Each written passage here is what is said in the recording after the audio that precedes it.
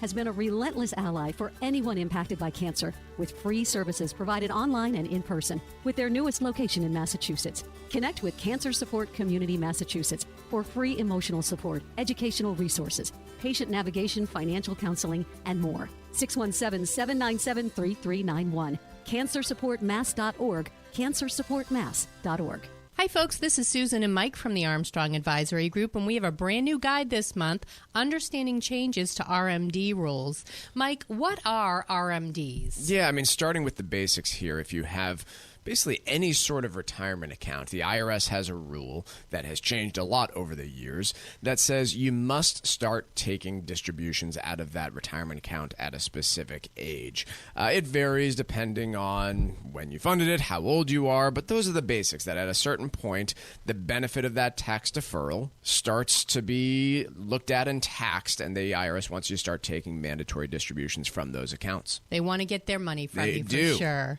Okay, so how do you figure out when you need to take those distributions out? That's the complex part, because this has changed a lot over the last decade. So a few years ago, the age used to be 70 and a half. A lot of people have that fixed in their mind. It was then changed to 72. Today, your required minimum distribution can be anywhere between age 73 and age 75 for your traditional retirement accounts. Remember, too, that there's some complexities when it comes to your 401k versus just an IRA. There can sometimes be distributions required from each of those types of accounts rather than aggregating them. So definitely want to talk to a tax expert or financial planner when looking at all this. Folks, we have a lot of details about how you can figure out when you need to take your RMDs in our brand new guide, Understanding Changes to RMD Rules. You can request a copy online at armstrongadvisory.com or call 800-393-4001. That's armstrongadvisory.com or 800-393-4001. The proceeding was paid for by Armstrong Advisory Group, a registered investment advisor. Nothing in the ad or in any Armstrong guide is specific financial, legal, or tax advice. Consult your own financial, tax, and estate planning advisors before making any investment decisions. Armstrong may contact you to offer investment advisory services. Environmental nonprofit Ocean River Institute is working with communities to tackle climate change with nature-based solutions that feature slowing water down and building more soil with grasses and plants. Research indicates that people acting in their own neighborhoods can build an inch of soil in a year and slow sea level rise down by as much as 25%. Please visit oceanriver.org for more information on opportunities to make a difference and go the distance for savvy stewardship of a greener and bluer planet Earth. Winter is coming, and before you know it, the sun will set at 4 p.m. and the frosty chill will be back in the air. It's time to plan ahead. Get out of the cold and into the sun in one of the most fabulous vacation spots in the Caribbean, the U.S. Virgin Islands. Enjoy world-class cuisine, picturesque beaches, rich history, and spectacular weather all year round. Whether you're going for a romantic getaway or a fun family vacation, the U.S. Virgin Islands has everything you need to enjoy an incredible vacation. Travel from the Northeast could not be easier, and there's no money to exchange or passport required. America's Caribbean is St. Croix, St. Thomas, and St. John. Visit one or all three. Paradise is waiting for you. So head to visitusvi.com for more information and to reserve your trip today. That's visitusvi.com. Visitusvi.com. Veterans Development Corporation is proudly partnered with this year's DAV 5K Boston. Let's meet their CEO, Mark Vonner. I'm no stranger to the military community. My late uncle, Albert Vonner, served proudly in the 1st Marine Division in World War II and gave the ultimate sacrifice for his country. I am surrounded by a family of disabled veterans, including my father, Victor, and brother, Timothy. I am a veteran, and I have dedicated my business and my life to helping veterans. My company, Veterans Development Corporation, works to help disabled veterans every day, and it's one of the key reasons why I'm such a big supporter of Dan Stack and the Disabled American Veterans Department of Massachusetts. I am so thrilled to be proudly partnered with this year's DAV 5K. Veterans Development Corporation is proudly partnered with this year's DAV 5K, taking place on Saturday, November 11th at Fort Independence in South Boston. To register for this year's race, visit dav5k.boston. The Financial Exchange is produced by Money Matters Radio and is hosted by employees of the Armstrong Advisory Group, a registered investment advisor that provides investment advisory services. All opinions expressed are solely those of the hosts, do not reflect the opinions of Armstrong Advisory or anyone else, and do not guarantee profit. Investments can lose money. This program does not offer any specific financial or investment advice. Please consult your own financial, tax, and estate planning advisors before making any investment decisions. Armstrong and Money Matters Radio do not compensate each other for referrals and are not affiliated. This is the Financial Exchange with Chuck Zodda and Mike Armstrong. Your exclusive look at business and financial news affecting your day, your city, your world. Stay informed and up to date about economic and market trends, plus breaking business news every day. The Financial Exchange is a proud partner of the Disabled American Veterans Department of Massachusetts. Help us support our great American heroes by taking part in this year's DAV 5K. For more information, visit DAV5K.Boston. The DAV 5K Boston is proudly presented by Veterans Development Corporation. This is the Financial Exchange with Chuck Zodda and Mike Armstrong. Happy GDP release day to all those who celebrate. It's Chuck, Mike, and Tucker with you, and at 8:30 this morning, we received the gross domestic product data coming out of the Bureau of Economic Analysis, one of my favorite bureaus, if not my favorite bureau. Mike, do you have a favorite bureau? I've got a really nice oak one. Yeah, with that one's nice too. Nice inlays, and that's lovely. My favorite bureau. Yeah, it's lovely. Yep. But in terms of what we saw here, the GDP for the third quarter, and again, this is the first reading. There will be 2 revisions that we get on this. So this is not the final number, and ultimately it's not set in stone at this point. It came in at 4.9%. Let's contextualize that, shall we? Yeah, let's give this a little bit of context here. Aside from the pandemic, which was obviously just a hugely skewed thing, where, at one point I think we ended up with one quarter where I think Q2 of 2021 showed like 16% economic growth or something like that. But otherwise, you've got to go back to 2006 to find the last time that you had a quarter where GDP grew this rapid. I'm sorry, not 2006. I'm not looking at real GDP. Hold on, let me pull this up. I don't know if you have a number, Mike. But the year in which the last time we hit 4.9%, I do not. I'm going 90s. Let me see. Hang on. I just got to pull up one data set. So, yeah, if we look at where we are in terms of, again, real GDP here on this, yeah, I mean, you got to go back. I'm trying to find it. And 2000. 2000 you got to go back to find the last time that we saw GDP grow this rapidly. And let's break down the components of it, because I think this informs a few things in terms of what does this mean today and what does it mean for the economy going forward, because I think that's ultimately what matters. Sure. It's not what did you do previously, but what do you do going forward. And let's look at the contributions to GDP. Like, what makes up that 4.9%? What actually caused it to grow that quickly? Yeah, so the biggest obvious one is consumption. It's the consumer. It is. Personal consumption and expenditures contributed 2.69 out of that 4.9. So, almost 60% or so of it came from people buying stuff. And so the first question that you ask is, can that continue? Can you see that type of growth happening on an extended basis here? And the answer that I'll come up with on this is it's possible, but it's getting more difficult. And sorry, go ahead, Mike. Well, I was going to say that, previously, as of maybe June or July, the general consensus was that the consumer was just about running out of stimulus money. That estimate has proven to be a bit incorrect, and all of those companies have revised their estimates. But what we're not talking here about the consumer continuing the current pace of spending, which in and of itself I find difficult to believe.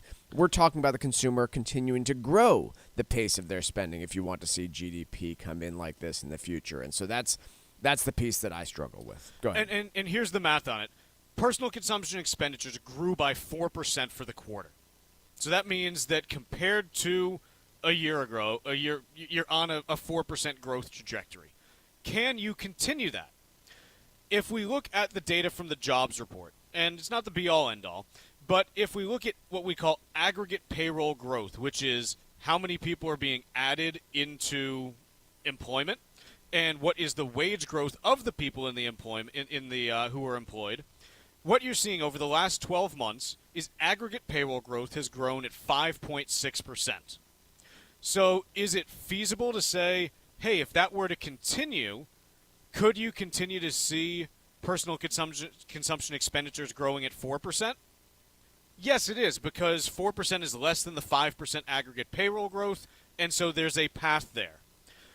The reason why I say it's going to become more challenging is that if you look at that aggregate payroll growth over the last 2 years, it's come down pretty steadily from north of 9% down into this 5.5% range. And if that path continues, you're probably down into the low 5s to high 4s early next year. And if that's the case, there's not much margin for error then for you to continue to see 4% growth in personal spending. I would agree. So that was one, that's the biggest chunk. But when we look at the other pieces, okay, there are two others that really contributed here. The first is gross private domestic investment, GDPI. Good pie is how it's pronounced by lots me. of people call it that. I call lots it that. of people call it that. I call it that. And what we see here is that fixed investment, I'm sorry, did I give the number for gross domestic private investment? No. 1.47% out of the 2.69.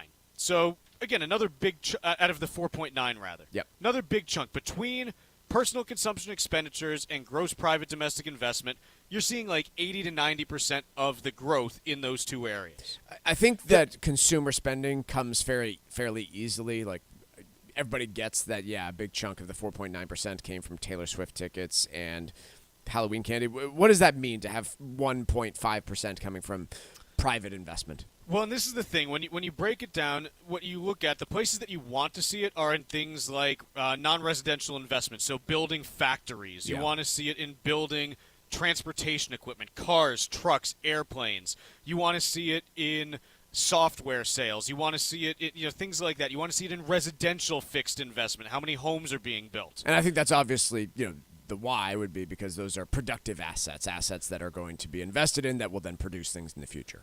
Here is the problem, though. Fixed investment, which is a component of this gross private domestic investment, contributed just 0.15% to GDP. So out of that 1.47, only a teeny tiny little bit was the actual fixed investment that you like to see. The remaining 1.32% of the contribution, inventory growth. And inventory growth, if you think about what it means contextually, if I am a company and I increase my inventories this quarter and now I've got more stuff on hand. So this is inventory growth, not final sales because that's captured in personal consumption expenditures, but my inventory is growing. I most likely say in the next quarter or the quarter after that, hey, I don't need to do as much inventory build because I've already done it. And so you see less of a build in subsequent quarters. So high inventory builds typically bode poorly for subsequent quarters because they're unlikely to be repeated because you've already built up the inventory. So when you look at this overall picture of where most of the growth comes from, I think what it ultimately points to is that Q3 in this business cycle, like I don't really include 2021 in the business cycle because it was just like not real. I think some context there is important. It was coming off the pandemic where we shut down the economy, so the numbers are hugely skewed. Right. So we were comparing to a point in time where the economy was shut down, so the year-over-year numbers were horribly skewed. Plus, now granted, we are still doing a lot of government spending right now, but plus at that point in time, the government spending that was being done was literally, here's money for everybody. Yes. So with most of this coming from these two areas now, my view would be that inventory number is going to create some drag in future quarters, so that's going to drag there.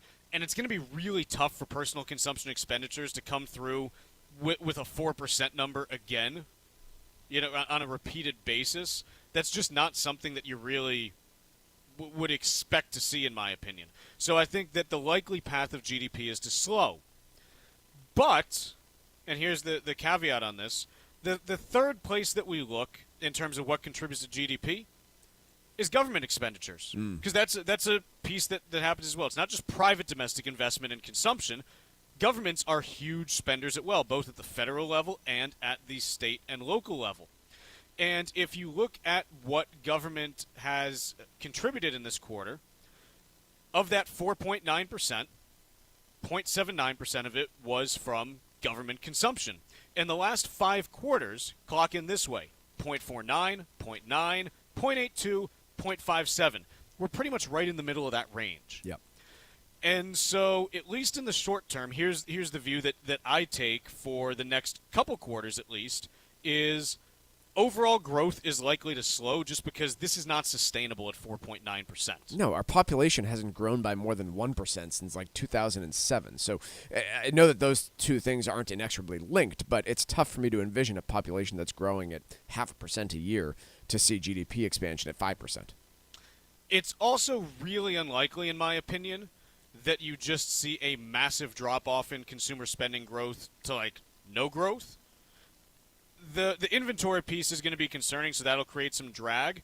But realistically, with that government spending piece contributing what it is, it's tough in the next couple quarters to see growth slowing below 1 to 1.5%. Maybe that's where you get it. Maybe there's a recession that comes after that.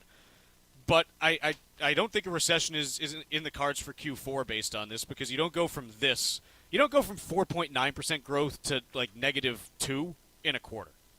Agreed. That's just not how it works. Maybe it takes a couple quarters. So I think ultimately, if you want to have a recession call, it's probably Q2 or later next year, but growth has likely peaked. It's just a question of how quickly does it slow and where does it bottom out. You know what we need, Chuck? What do we need? We need a spring Beyonce and Taylor Swift joint concert. That's what we need to keep this growth going. Well, Taylor Swift is coming back to the U.S. next fall. Yeah, I did hear that somebody I know is going all the way to Ireland to see her next summer, too. So I guess the international leg's going to be big. That'll Yeah. boost the Eurozone. I'm not kidding. It will. Yeah. So I'm joking there, but obviously, I think. Look, the takeaway is we've said this a few times before, and I think people have scratched their heads, but it's tough for us to envision the economy getting a lot stronger and more growthy than it is right now. I know that doesn't mean to everybody that everything's perfect, but in terms of the growth that we're seeing in this economy, it's pretty rare. And if it does get stronger, it's probably accompanied by a meaningful rebound in inflation. Fair. If it doesn't, then here's the argument that I'll make at this point, is the chances of a soft landing do look a little bit better based on this. And I know that's kind of weird given how hot this print was, but the soft landing idea that I'm looking at now is, hey, if you have this big government spending backdrop, I'm not saying that that's good. Like, from a deficit perspective, it's not. But it makes it really hard to have a recession with those levels of government spending. It also makes it really untenable for, that could be something that contributes to high interest rates in the future and slower growth. So if you want to say, hey, there's no recession, but growth is going to be dragged by that and interest rates are going to be higher, yeah, I can buy that as the totality of it, that growth is slower because of the amount of debt, but it helps prevent any kind of deep recession. I can buy that as a thesis. I don't necessarily think it's a great thing to have slower growth then as a result, but that could be one of the possibilities that you end up with. So I'm not on team soft landing yet, but I think that based on the trends that we're seeing there, it's a little more likely, but let's see how the next couple quarters develop, because there are some early signs that we're seeing from companies and corporate earnings that things may be deteriorating a bit, and that could play out and still result in a recession, late Q1 or early Q2. Let's take a quick break here. When we come back, let's talk a little bit about Google earnings. I'm sorry, a whole bunch of tech earnings, including Meta, Google. We talked about Google yesterday, but Meta earnings and the whole picture when it comes to big tech. Wall Street Watch, a full update on the market's performance to date. Weekdays at 10:30, only here on the Financial Exchange Radio Network. Spouses generally serve as the beneficiary to your IRA or life insurance policy, but naming your estate the beneficiary has quite a few benefits. Your goal is to protect your assets from probate and the nursing home, and by naming your estate as a beneficiary, you can avoid the probate process, lessen the chance of creating any income tax issues on your RMDs, and enjoy enhanced estate tax reduction. Call Cushing & Dolan right now at 866-848-5699 and ask for their brand new guide called Why Name Your Estate an IRA Beneficiary. Learn about these benefits and others and provide peace of mind for you and your family during your retirement years. Call 866-848-5699. Or you can request the guide online by visiting our website at LegalExchangeShow.com. That's LegalExchangeShow.com. The proceeding was paid for and the views expressed are solely those of Cushing & Dolan. Cushing & Dolan and or Armstrong Advisory may contact you offering legal or investment services. Cushing & Dolan and Armstrong Advisory do not endorse each other and are not affiliated. Building a solid financial strategy is a core element to enjoying your retirement years. That's why you need advice that you can count on. At the Armstrong Advisory Group, we understand the challenges of positioning your assets to help you maintain your wealth over time. Our goal is to offer advice that is both suitable and in your best interest. When you hire one of us, you hire all of us so you can be comfortable knowing that every advisor in our firm is dedicated to helping you create a realistic plan for your later years. Visit us today at armstrongadvisory.com and sign up for a free, no-obligation planning session. Click the Get Started button at the top right corner of the homepage, and you can select the day and time that works best for you. Go to armstrongadvisory.com and let us help you secure your financial future. That's armstrongadvisory.com. The proceeding was paid for by Armstrong Advisory Group, a registered investment advisor. Nothing in the ad or in any Armstrong guide is specific financial, legal, or tax advice. Consult your own financial, tax, and estate planning advisors before making any investment decisions. Armstrong may contact you to offer investment advisory services. Veterans Development Corporation is proudly partnered with this year's DAV 5K Boston. Let's meet their CEO, Mark Vonner. I'm no stranger to the military community. My late uncle, Albert Warner, served proudly in the 1st Marine Division in World War II and gave the ultimate sacrifice for his country. I am surrounded by a family of disabled veterans, including my father, Victor, and brother, Timothy. I am a veteran, and I have dedicated my business and my life to helping veterans. My company, Veterans Development Corporation, works to help disabled veterans every day, and it's one of the key reasons why I'm such a big supporter of Dan Stack and the Disabled American Veterans Department of Massachusetts. I am so thrilled to be proudly partnered with this year's DAV 5K. Veterans Development Corporation is proudly partnered with this year's DAV 5K, taking place on Saturday, November 11th at Fort Independence in South Boston. To register for this year's race, visit dav5k.boston. The vibe like no other is back. The United States Virgin Islands, one of the top-rated destinations in the Caribbean, is making it nearly impossible for you to turn down booking a trip to St. Croix. For a minimum 5-night stay at participating resorts, you'll receive a $250 air credit per person over the age of 16. That could be up to $1,000 savings for a family of 4. Act now, because travel must be completed by December 31st of this year. Go to visitusvi.com and use the code VIBE2023 when reserving your spot. St. Croix is known for its incredible history, world-class dining, gorgeous beaches, casinos, and golf. Winter is coming to New England, so visit usvi.com and head to America's Caribbean paradise. Enjoy the island of St. Croix and all it has to offer. Go to visitusvi.com and use code VIBE2023. Plan your dream vacation right now. That's visitusvi.com and use code VIBE2023. The Financial Exchange is now available on your Alexa smart speaker. Ask to play the Financial Exchange and catch up on anything you might have missed. This is the Financial Exchange Radio Network. The Financial Exchange is a proud partner of the Disabled American Veterans Department of Massachusetts, and this year's DAV 5K is coming soon, so Saturday, November 11th at Fort Independence at Castle Island. Registration's ongoing, but spots are going fast. You still have time to join us, so go to dav5k.boston and help support these great American heroes. That's dav5k.boston. The DAV 5K Boston is proudly presented by Veterans Development Corporation. Mike, let's talk a little bit about, do you want to cover just Meta earnings first, or do you want to talk about big tech as a whole? I'm thinking maybe big tech as a whole, and then we'll hit Meta afterwards. Yeah, sure. Let's go big tech as a whole and where we are there. So we've had, in the last 2 days, reports from Microsoft, Alphabet, and Meta now. I know we had Tesla and others last week, but to me, that's the big tech news of the week, right? Yeah, it is. Today we've got Amazon closing reporting after the bell, and so far of these big three, the only one that has looked even reasonably, well, I shouldn't say reasonably impressive. They've all shown fairly impressive headline revenue, but the only one that was interpreted as really good news was Microsoft. So what's been your take so far on the big advertisers, Alphabet and now Meta with their reported earnings? I think the takeaway for me is that everyone expected the growth to be there. It's not like Google reported horrible earnings. No, they saw some of the best revenue growth in years. This gets at the idea of, hey, what's priced in and what isn't. Yeah. And we've talked about this an awful lot, where if you're expecting good growth and you come in, pretty close, but the market, was already in that spot saying, yeah, this is what you got to do, yeah, you end up being punished for it. And so it's definitely something that we've seen in a couple quarters, over the course of the last year or so. And I don't think it's that unusual. The big thing is when you look at these companies, Apple, Microsoft, Amazon, Nvidia, Google, Meta, and Tesla, they make up 28% of the S&P 500.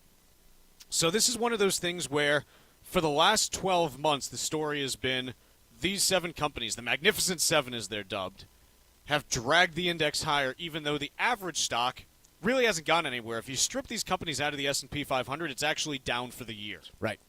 People don't realize that, but if these companies weren't in the S&P 500, the other 493, really it's 496 just because of how it's calculated, they are all, not all down, but if you just took the rest of the index, it's down for the year. Right. No, that's the whole point of and benefit of investing in an index such as the S&P 500 is you get to participate and you don't have to choose what you think is going to do well and do poorly. But the risk to this market now is that you've got companies like Meta who have already doubled in stock price for the year, and so if they don't really come in with perfect reports, then you have to look at the lofty valuations that are literally carrying the rest of this market on its shoulders. And I think investors are right to criticize it and look with suspicious eye as to what's next. The piece that's really interesting to me, though, is most other stocks in the aggregate haven't really gone anywhere, right? Yeah. This year has been characterized by, hey, the index has moved higher, even though the picture underneath the hood has been kind of garbage. What if 2024, the story is, hey, we start to see broader improvement, but the index gets dragged because these companies that surged, they regress to the mean, and because of how heavily they're weighted, maybe don't really go anywhere. Yeah. Just tossing it out there is a possibility. It's entirely a possibility. But to me, these companies, investors are now starting to ask an important question. You're trying to pour millions, hundreds of millions, and billions of dollars into artificial intelligence and R&D. How's it going to pay off? What's it going to be? Yeah, how about investing in real intelligence, not artificial? Yeah, man. Yeah.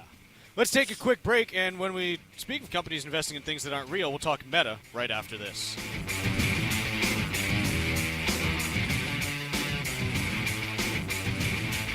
Like us on Facebook and follow us on Twitter @TFE Show. Breaking business news is always first, right here on the Financial Exchange Radio Network. It happens all over Massachusetts. Can you tie my shoes? In every home and every community. Be careful on your bike. Learning can happen anytime, anywhere. We'll see you at practice this weekend. And no matter how learning takes place in your family's life, DESE is there as your partner. The Massachusetts Department of Elementary and Secondary Education. Never stop learning. Find out more at mass.gov/back-to-school. Sponsored by the Massachusetts Department for Elementary and Secondary Education. Veterans Development Corporation is proudly partnered with this year's DAV 5K Boston. Let's meet their CEO, Mark Vonner. I enlisted in the Marine Corps when I was 18 years old, joining a long line of family members who also served our country. After my service, I connected with the VA healthcare systems where I attended meetings with disabled veterans and learned for the first time about the DAV. I was so impressed with the work they do to help millions of veterans, including providing necessary services like transportation, education, and financial opportunities. Today, I stand a proud partner of the DAV and the 2023 DAV 5K. My company, Veterans Development Corporation, is a general contracting firm working with many disabled veterans, and I hope that by sharing my story, many other disabled veterans will be able to reach their goals once they conclude their service. Veterans Development Corporation is proudly partnered with this year's DAV 5K, taking place on Saturday, November 11th at Fort Independence in South Boston. To register for this year's race, visit dav5k.boston.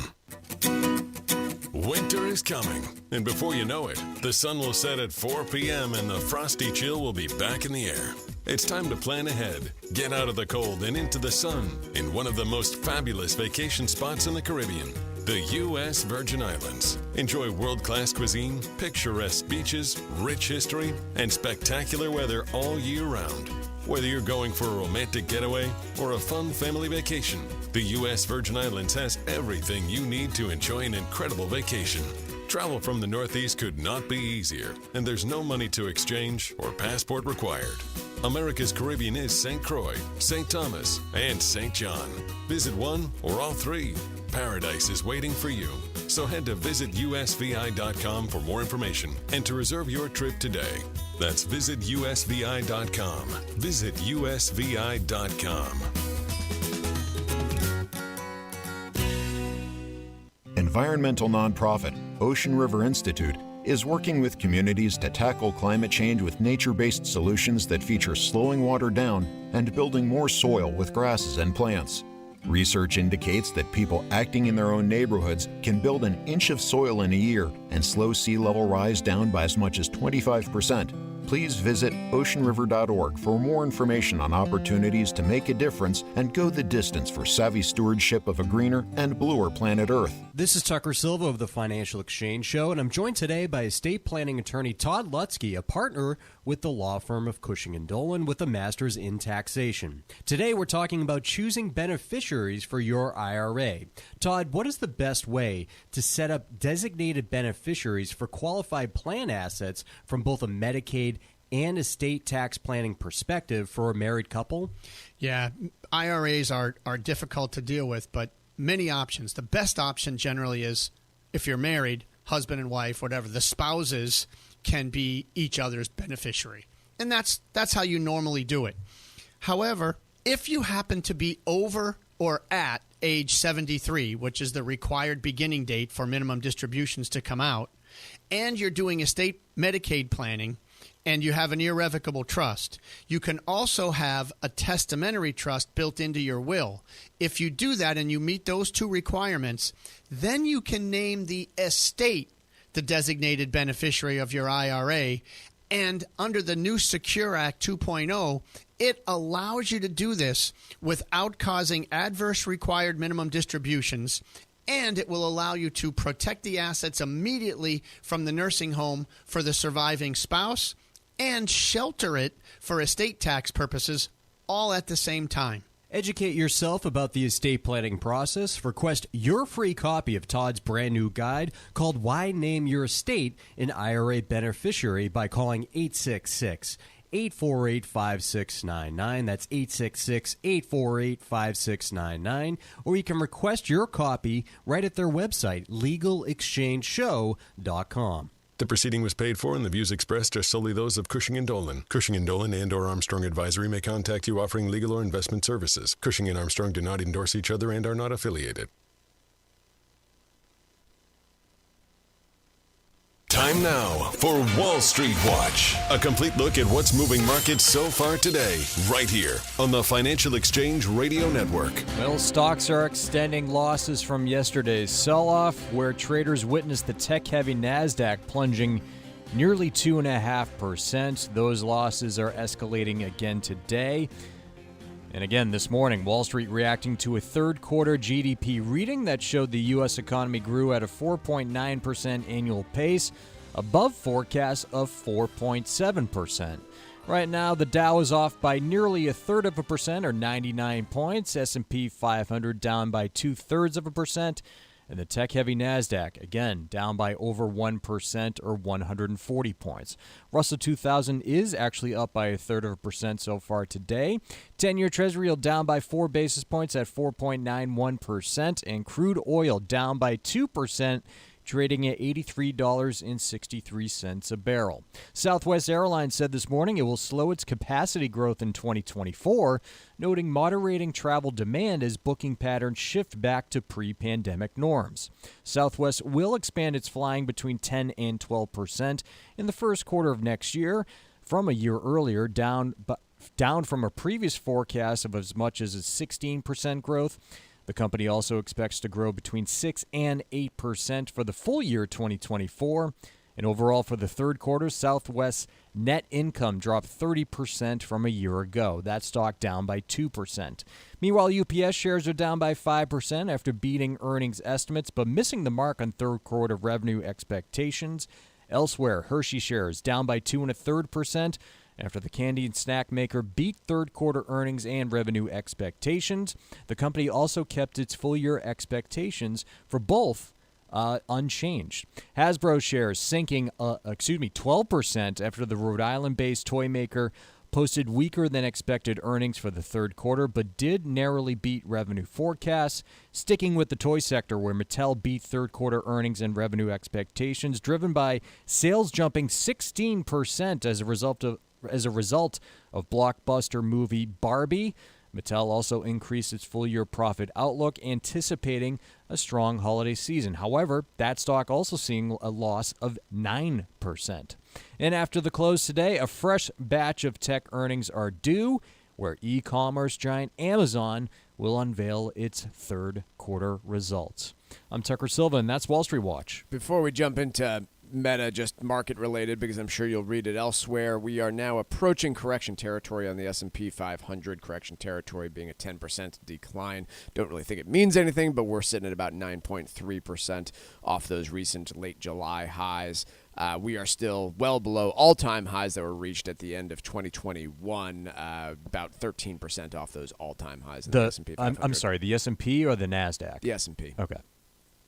Anyway, we can go on with Meta now. Just figured we should mention the potential correction territory.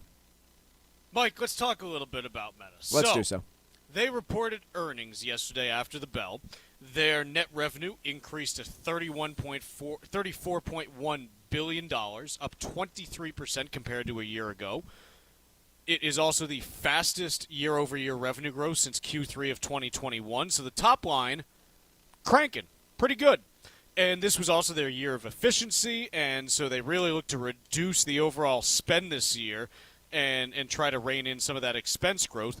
Ultimately, what it ends up looking like is that their expenses are going to be pretty much in line with last year as opposed to growing by 15 to 25% like they were previously. So efficiency is not so much, hey, we're cutting, but much more, let's not spend more.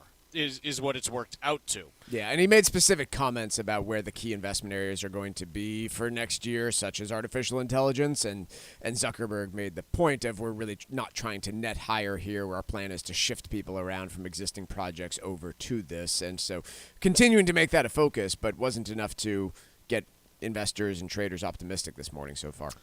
One of the projects that Meta launched in the third quarter was their Threads app, which is their competitor to Twitter.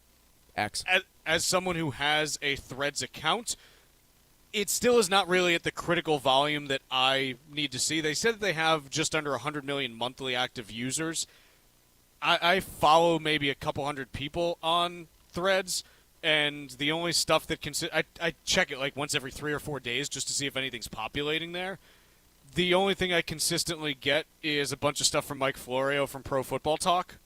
Okay. It's like my whole feed pretty much, and that's despite following a couple hundred people, so there's just not a lot of actual activity that's happening there, so I'm not sure that there's anything that's meaningful there as far as the business at this point. I think this product gets a bullet put in it 5 years from now.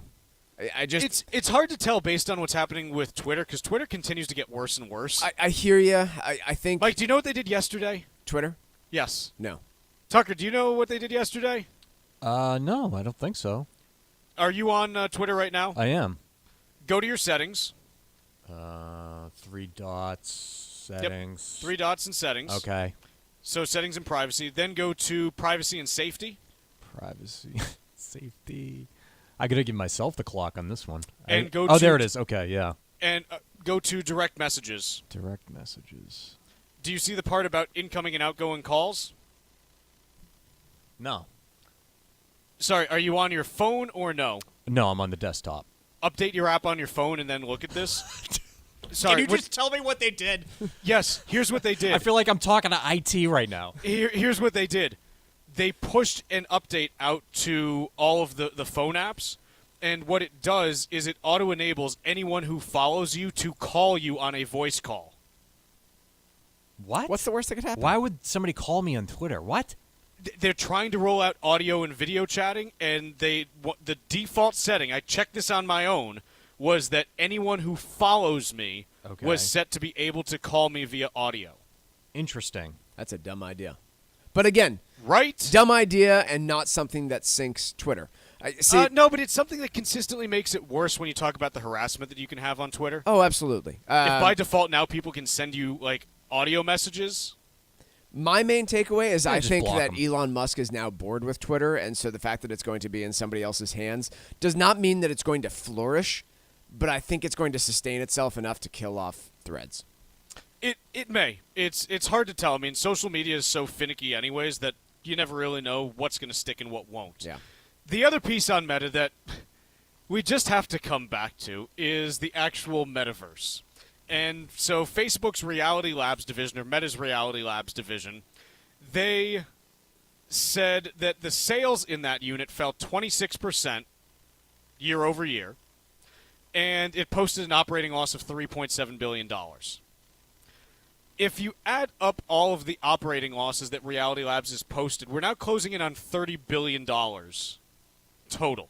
Isn't that about what Elon Musk paid for Twitter? He paid 44. So But that was a one-time thing. I recognize that. I'm just thinking like Meta. I'm just trying to think of ways you could have better spent your money, and buying Twitter is kind of getting close here. I really struggle with this because on one level, I just look at this and I'm like, man, y'all are dumb. Like that, it's just it's not working. It's very obvious now that Meta is not going to happen. On the other hand, I kind of admire someone who has tens of billions of dollars and just says, you know what?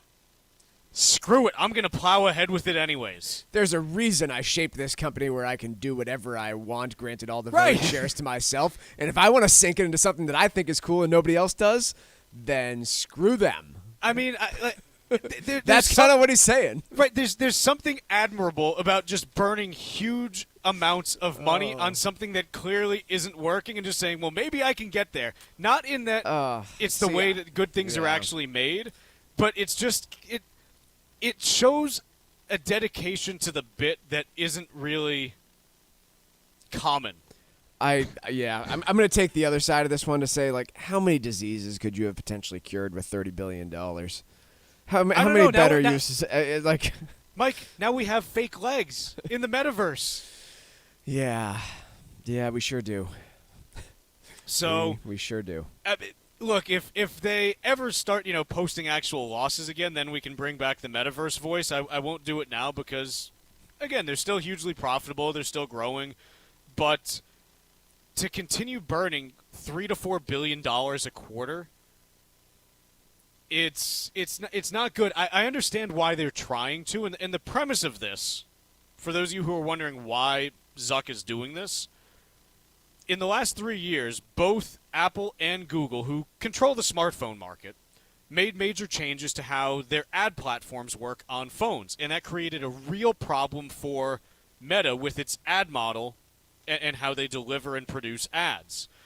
And so Zuckerberg is pretty much saying, hey, I don't want to be held hostage by a third-party hardware company anymore, or even a third-party software company anymore that owns the platform. Zuck is saying, I want to own the platform, and it's worth it for me to lose $30 to $40 billion right now, because if I can own the next platform that people want to use, then I don't then the gains from owning the platform will be greater than what I'm spending today. Having said that, I don't think this is the platform. And I'll also say that you also managed to still post $34.1 billion worth of sales on this platform that you don't control. On the hardware that you were worried about losing control of, you still managed to post the best sales you've ever had as a publicly traded company. And you changed your company's name to the product that might end up being the biggest flop you've ever had. Double down, baby. Imagine if Coca-Cola just changed its name to New. Oh, boy. Yeah. Imagine if Ford changed its name to Edsel. That's pretty much what Meta's done. Yeah. Here's a interesting question to ponder. We'll take a break, but ponder this one. Can they ever actually kill the Metaverse project? And if they do, would they change their name back? Or would it be to a third name? Let's take a quick break, and when we come back, maybe we'll noodle that question for a little bit, and then we'll talk about Ford and the UAW and what's going on there. Text us at 617-362-1385 with your comments and questions about today's show, and let us know what you think about the stories we are covering. This is the Financial Exchange Radio Network. Building a solid financial strategy is a core element to enjoying your retirement years. That's why you need advice that you can count on. At the Armstrong Advisory Group, we understand the challenges of positioning your assets to help you maintain your wealth over time. Our goal is to offer advice that is both suitable and in your best interest. When you hire one of us, you hire all of us so you can be comfortable knowing that every advisor in our firm is dedicated to helping you create a realistic plan for your later years. Visit us today at armstrongadvisory.com and sign up for a free, no-obligation planning session. Click the Get Started button at the top right corner of the homepage, and you can select the day and time that works best for you. Go to armstrongadvisory.com and let us help you secure your financial future. That's armstrongadvisory.com. The proceeding was paid for by Armstrong Advisory Group, a registered investment advisor. Nothing in the ad or in any Armstrong guide is specific financial, legal, or tax advice. Consult your own financial, tax, and estate planning advisors before making any investment decisions. Armstrong may contact you to offer investment advisory services. For 40 years, Cancer Support Community has been a relentless ally for anyone impacted by cancer, with free services provided online and in person, with their newest location in Massachusetts. Connect with Cancer Support Community Massachusetts for free emotional support, educational resources, patient navigation, financial counseling, and more. 617-797-3391. CancerSupportMass.org. CancerSupportMass.org. Spouses generally serve as the beneficiary to your IRA or life insurance policy, but naming your estate the beneficiary has quite a few benefits. Your goal is to protect your assets from probate and the nursing home, and by naming your estate as a beneficiary, you can avoid the probate process, lessen the chance of creating any income tax issues on your RMDs, and enjoy enhanced estate tax reduction. Call Cushing & Dolan right now at 866-848-5699 and ask for their brand new guide called Why Name Your Estate an IRA Beneficiary. Learn about these benefits and others and provide peace of mind for you and your family during your retirement years. Call 866-848-5699. Or you can request the guide online by visiting our website at LegalExchangeShow.com. That's LegalExchangeShow.com. The proceeding was paid for and the views expressed are solely those of Cushing & Dolan. Cushing & Dolan and or Armstrong Advisory may contact you offering legal or investment services. Cushing & Dolan and Armstrong Advisory do not endorse each other and are not affiliated. At Consumer Cellular, you get the same exact coverage as the largest carriers, but for up to half the cost. Same thing, up to half the cost. Up to half the cost for the same thing. 50% the money for 100% the same thing. I hope I'm making myself clear. Consumer Cellular. When freedom calls, we're here to answer. Call us at 1-888-FREEDOM. Half the cost savings based on cost of Consumer Cellular single-line 5GB data plan with unlimited talk and text compared to lowest cost single-line postpaid unlimited talk, text, and data plan offered by T-Mobile and Verizon May 2023. Veterans Development Corporation is proudly partnered with this year's DAV 5K Boston. Let's meet their CEO, Mark Vonner. I served proudly in the Marine Corps from 1981 to 1984 and was honored to receive the U.S. Marine Corps Expeditionary Medal, one of the oldest decorations still issued to active duty personnel. I started Veterans Development Corporation to give back to the veteran community. Many of my employees are former veterans, and it is my distinct pleasure to work with them each and every day. This is why I'm so excited to be partnering with the Disabled American Veterans Department of Massachusetts on this year's DAV 5K. If not for the DAV, many of our disabled veterans would not have access to critical services that they need to live comfortably. I hope that by telling my story, many more of our veterans will achieve their goals and dreams post-service. Veterans Development Corporation is proudly partnered with this year's DAV 5K, taking place on Saturday, November 11th at Fort Independence in South Boston. To register for this year's race, visit dav5k.boston. Breaking business and financial news first throughout the day. Only here on the Financial Exchange Radio Network. Headline in the Wall Street Journal, Ford reaches tentative labor deal with UAW 6 weeks into historic strike. Mike, I had said that there was going to be a deal done prior to Halloween. Does this qualify? Do I need all three to go off? My sheet, if the camera can catch it, says, "Damn, Chuck." Yeah, I don't know if this counts or not. If just one of them settles, but I'm going to give you at least a third credit on this one. So, yeah, we have a tentative agreement here. It contains a 25% pay bump for assembly line workers. Those workers will also reach that max salary faster than they previously did. It seems very likely to me that this will be used as the framework for General Motors and Stellantis, and certainly I can't envision the UAW settling for less now with those other auto companies, and tough for them to hold out and strike for longer for more than this. Yeah, what this is going to mean is that the overall increase, so it's going to be spread out over 4 years. Top wage for assembly workers is going to be about $40 an hour. You do the math, that's about $80,000 a year if you're working 2,000 hours, which is your standard that you would be working if you're doing an 8-hour shift 50 weeks out of the year. They're also going to get cost of living adjustments, which were suspended back in 2009, and the right to strike over plant closures. And so this is something where there are some pretty significant gains that were negotiated here. Obviously, you now see all eyes turning to GM and Stellantis, because the idea is, okay, if this is the deal that was accepted by Ford, GM and Stellantis, if you give us this one, we're going to accept it, and we'll see if they end up falling in line quickly, and maybe we end up getting deals tomorrow or over the weekend, and then I can go 3 for 3 before the 31st. Yeah, I'm trying to envision the incentive for Stellantis and General Motors management to hold out here, or for Sean Fain to hold out here. Right.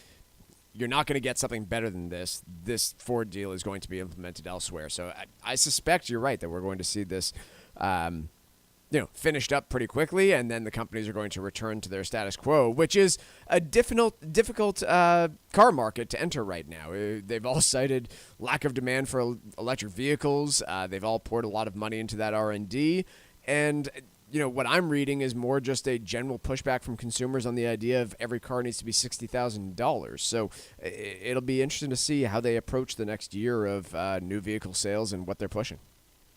The vibe like no other is back. The United States Virgin Islands, one of the top-rated destinations in the Caribbean, is making it nearly impossible for you to turn down booking a trip to St. Croix. For a minimum 5-night stay at participating resorts, you'll receive a $250 air credit per person over the age of 16. That's up to $1,000 off for a family of 4. Act now, because travel must be completed by December 31st of this year. Go to visitusvi.com and use the code VIBE2023 when reserving your spot. St. Croix is known for its incredible history, world-class dining, gorgeous beaches, casinos, and golf. Winter's coming to New England, so visit usvi.com and head to America's Caribbean paradise. Enjoy the island of St. Croix and all it has to offer. Go to visitusvi.com and use the code VIBE2023. Plan your dream vacation right now. That's visitusvi.com and use code VIBE2023. Wall Street Journal's headline is Xi Jinping is looking for someone to blame for China's property bust. Really tough to find a scapegoat when you've run an autocracy for the last decade. It's probably Japan's fault, right? Are there no mirrors in his house. Like, I don't know. I genuinely don't know how you come up with the circular logic here. Like, all right, I've been the only person in charge of the entire Chinese government, economy, and society for the last decade. I'm sure there would be those that would debate me. Granted, his power is a lot stronger today than it was in 2013. But where are you going to find this person to lay all the blame on their feet? Like, you controlled everything. Right. The Chinese government pretty much tells state-owned enterprises, banks, and a number of these construction companies, hey, here's how much you have to lend this quarter. Here's how much you have to build. Go do it. There's nowhere to look except at the top. If you're running a top-down economy, then you kind of have to blame the top. Yeah. Well, I mean, the typical playbook, if we're going to look at history, and Chuck, you're more a student of history than I am, but the typical playbook would be to blame some international actor, right? Or the other one that you typically see is, hey, we're going to go root out corruption, and you blame a bunch of people internally, and they don't run their companies anymore, and they get, stripped of their privileges and this and that. And that's what you also typically see during Xi's tenure as well. And some of which we have already started to see there, right? Yeah. You've had the CEO, was it Evergrande, that's been charged with something? Well, yeah, I mean, this is even like the CEO of Evergrande, or the founder. This is the quote from the Wall Street Journal. Following news of the investigation into Hui, dubbed Brother Belt by many in China for his penchant for fancy belts, videos of his lavish lifestyle, including a dancing troupe he kept on the company's payroll to entertain bankers and other VIPs despite its stress, have flooded China's tightly monitored social media. Yeah. The Chinese government is trying to make him look bad, as if he was not directed to do this. Yeah. Scapegoat. Now, I'm not saying that this guy is blameless either, but ultimately, when you try to run a managed economy, it's usually the managers who are the problem. Just my 3 cents because of inflation. Yeah. How about that? Good. Let's take a quick break for just a couple minutes, but we got hour 2 of the show coming up. Still a lot to get to, including the latest on bond yields and interest rates, Toyota talking about their EV strategy, and more in hour 2.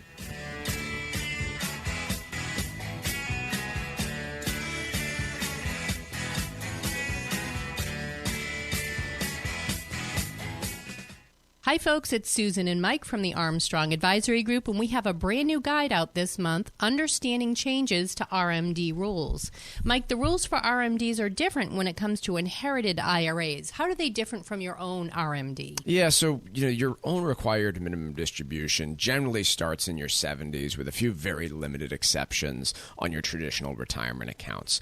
When you get into inherited, you have a lot of different paths with a lot of different rules. So I guess starting off first with the most basic is if you leave your IRA or your 401k to a spouse, it's pretty simple. They treat it as their own retirement account, or they have the option to, and the RMDs are based on their own age. Where the complexities start getting into is when you leave them to a non-spouse. Here, there is an entirely new set of rules that was just changed in the last few years.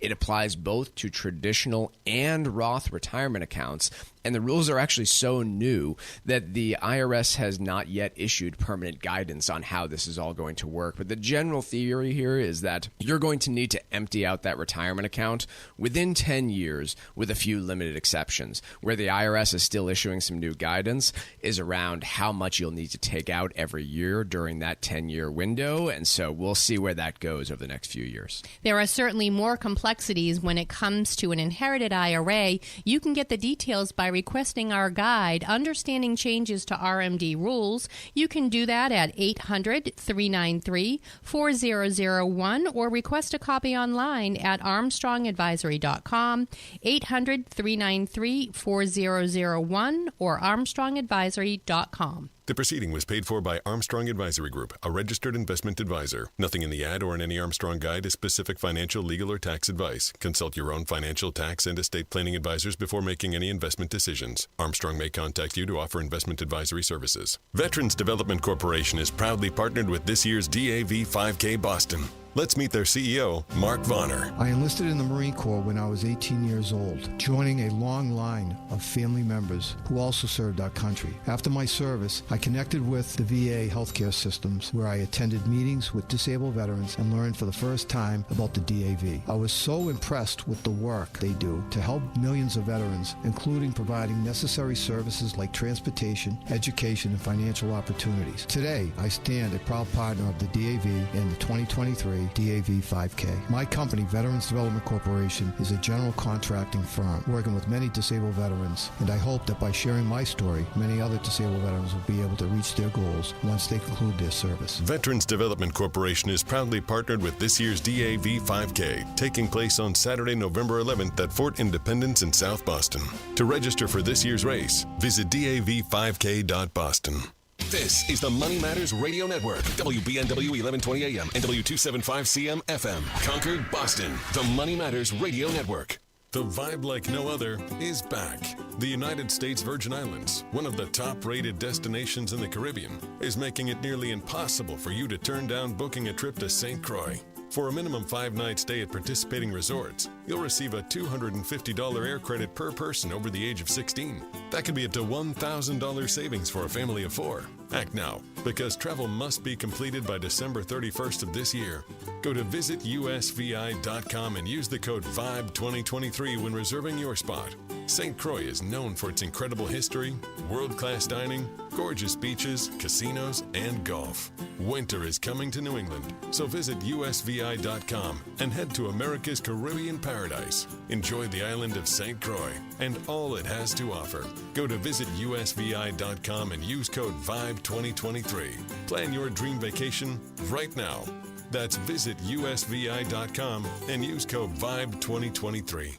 Finding great candidates to hire can be like, well, trying to find a needle in a haystack, but not with ZipRecruiter. Its powerful technology actively finds and invites qualified candidates to apply to your job. So while other companies might deliver a lot of hay, ZipRecruiter finds you the needle in the haystack. See why 4 out of 5 employers who post a job on ZipRecruiter get a quality candidate within the first day. Try ZipRecruiter for free at ZipRecruiter.com/free. That's ZipRecruiter.com/free. At Consumer Cellular, you get the same exact coverage as the largest carriers, but for up to half the cost. Same thing, up to half the cost. Up to half the cost for the same thing. 50% the money for 100% the same thing. I hope I'm making myself clear.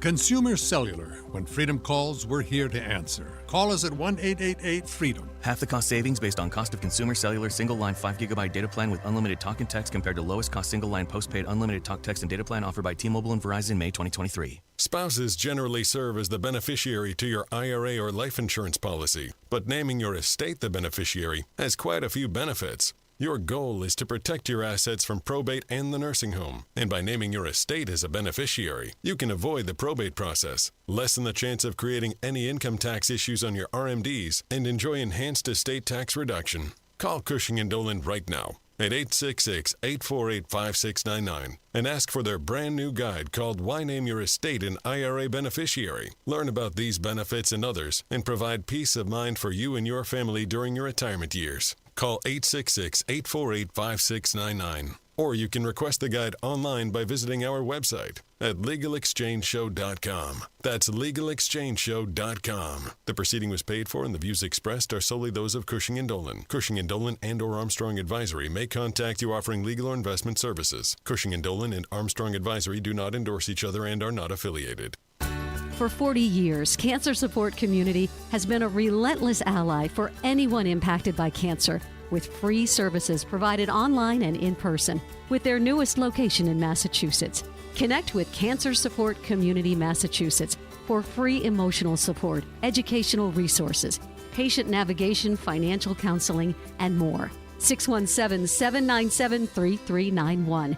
CancerSupportMass.org. CancerSupportMass.org. It happens all over Massachusetts. Can you tie my shoes? In every home and every community. Be careful on your bike. Learning can happen anytime, anywhere. We'll see you at practice this weekend.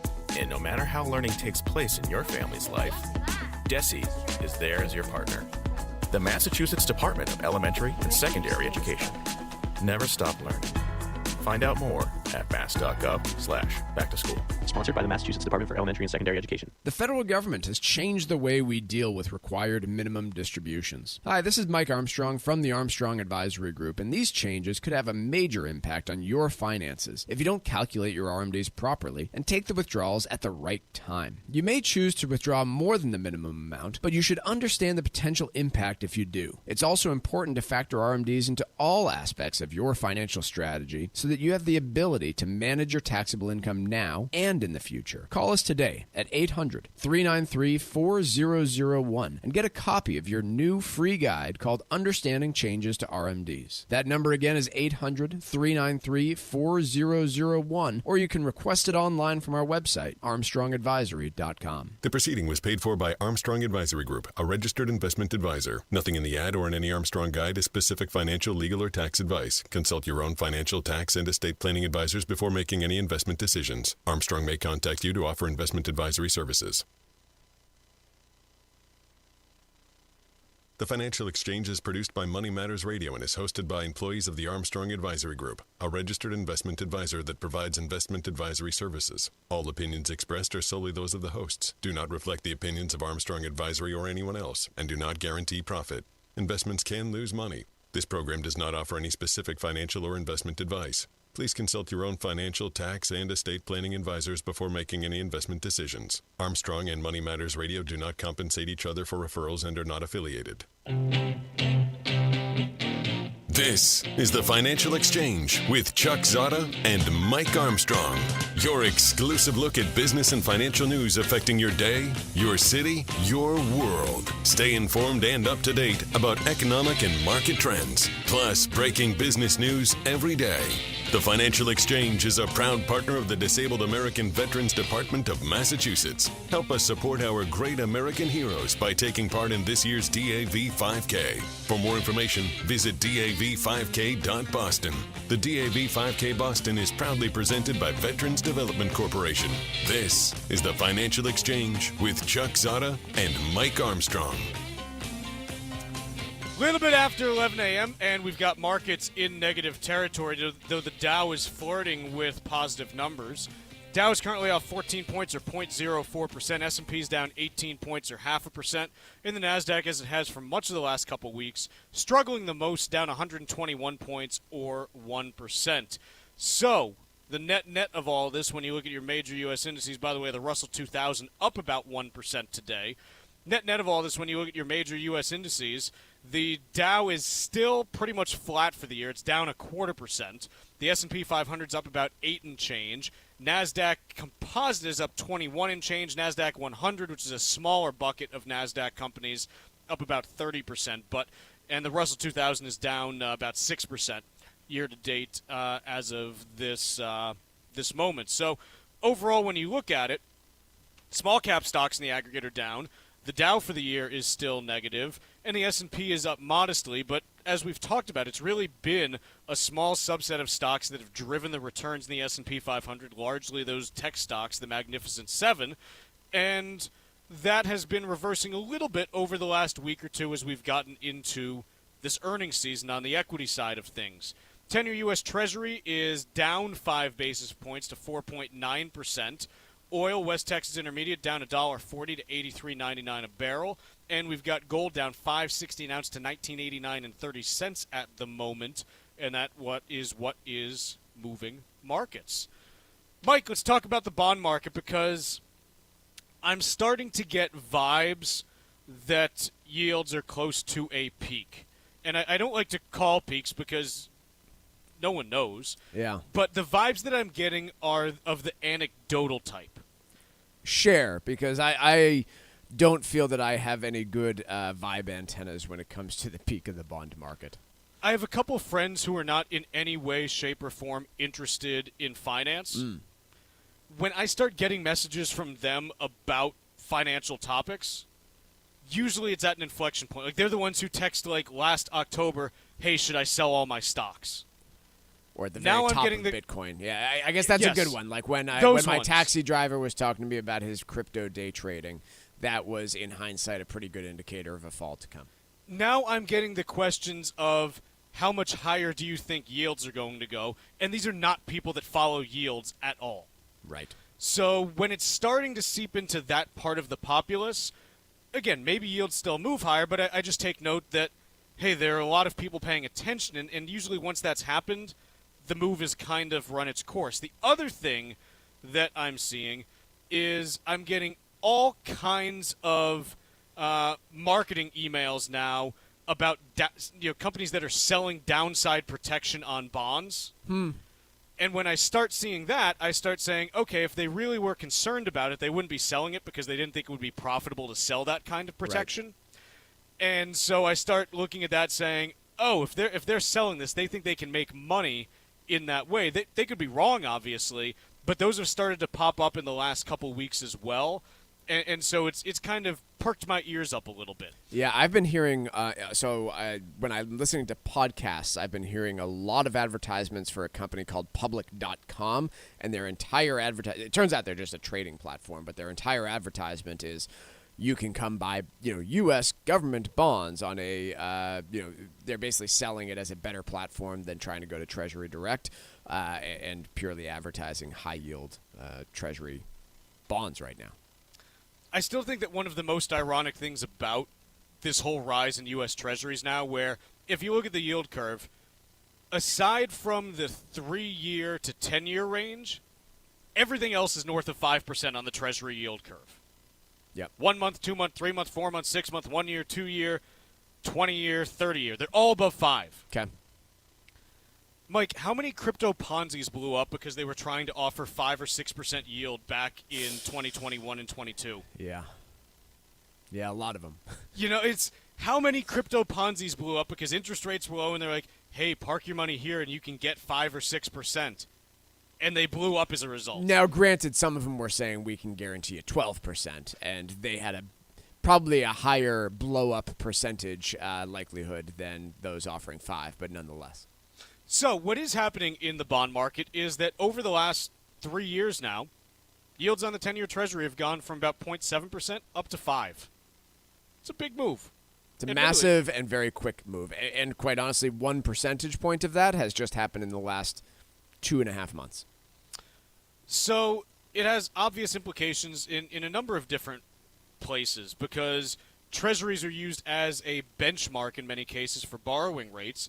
And so mortgages move up, credit card rates move up, all this stuff is making it more expensive to borrow. And this leads to a great quote that I've been seeing making the rounds in the last week or so as it relates to equities, in that equities, despite the higher bond yields this year, for the first 7 or 8 months of the year, stocks as a whole, again, I know it was largely driven by a smaller number of stocks, but they were performing fine. Performing well. And there's a great quote, and I've seen it from a couple guys who used to work at Bridgewater, the big hedge fund, and the quote is, wait till the equity holders realize there are bonds in their stocks. And you got to kind of let it sink in for a little bit to realize what it's talking about. And it's talking about a couple of things. The first is all companies, not all companies, most companies that are publicly traded have a significant amount of debt that's outstanding. Yes. And also typically like to grow by issuing new debt. And so as a result, if it becomes more expensive to borrow, it does affect what you can do from a corporate perspective, and that affects equity pricing. So it affects profit margins. You pay more interest. Like, I go back to the household, right? How many people did you know who over the last few years have been carrying maybe a home equity line of credit with some debt outstanding on it? And it was paying, and it was easy to just kind of sweep under the rug because it was like 3-4% interest. Who cares? It's not a big deal. All of a sudden, it's 8. Turn around, it's 8. It's 9. Significantly cutting into your monthly budget. And the same thing on a different type of scale and different type of time frame is going to happen with corporations too. If you're a bigger company, you've been fortunate because you probably borrowed on maybe a 5 to 10 year basis. Those interest rates were locked in, and if you were smart, you did it in the 2020s when rates were low. For many others, either they weren't able to borrow on a fixed rate because they weren't creditworthy enough, or they borrowed some but not enough to carry them through to 2023, and they will need to re-enter that bond market at a time where if you're a mid-sized company without the best credit rating out there, to borrow for 10 years, might cost you 7%, might cost you more. Now, the other piece that I want to talk about, and the Wall Street Journal has a piece on this, I've been kind of ruminating on this the last couple weeks. When you see big moves like this in interest rates, usually someone gets carted off the field. And what I mean by that is that there's a hedge fund or a private equity fund or something blows up somewhere. And we saw, and I think the first move up, we saw that, right? We saw 3 fairly significant banks get carted off the field or had a bullet put in them effectively. And now you've had another stage up in rates here. Yeah, so you've had a number of these that tend to happen over time.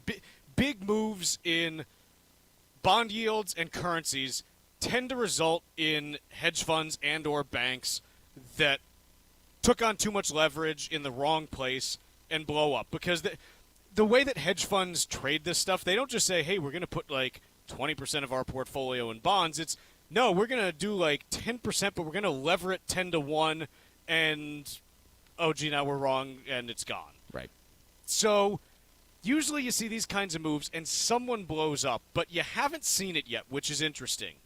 And when this happened last year, you remember when in the UK, remember the mini-budget scandal with Liz Truss? Yeah. Remember Liz Truss and the head of lettuce? The head of lettuce, yeah. Who's going to last longer? And the lettuce lasted longer. Indeed.